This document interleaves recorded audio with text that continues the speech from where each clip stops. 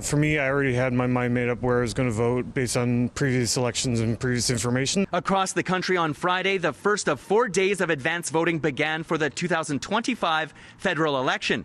This means that eligible Canadian electors could start voting at polling stations like this one in Montreal before Election Day on Monday, April 28th. The sooner the better. It's really important to vote this year and come out and show your true colors.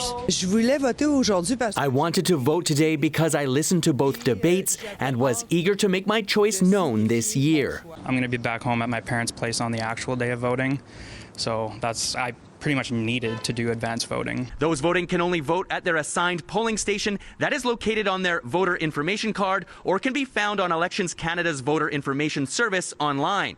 For those advance voting on Friday, they have made up their mind on who to vote for before the major parties unveiled their fully costed platforms. The main parties have announced many of their policies, but have not provided an official document detailing their entire platform and the costs associated with these promises. This is an issue where cost is less important than leadership issues and an outside force, in this case, Mr. Trump.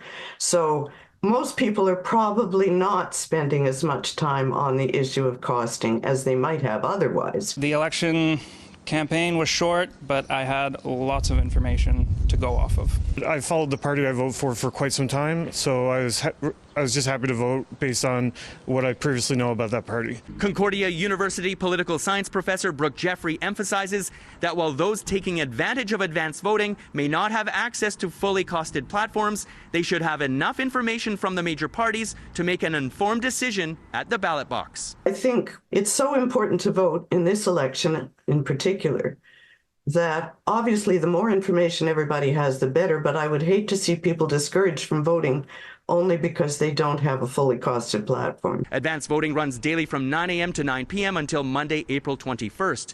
Those wanting to vote before Election Day can also vote early using the special ballot process at any one of the 500 Elections Canada offices by April 22nd at 6 p.m.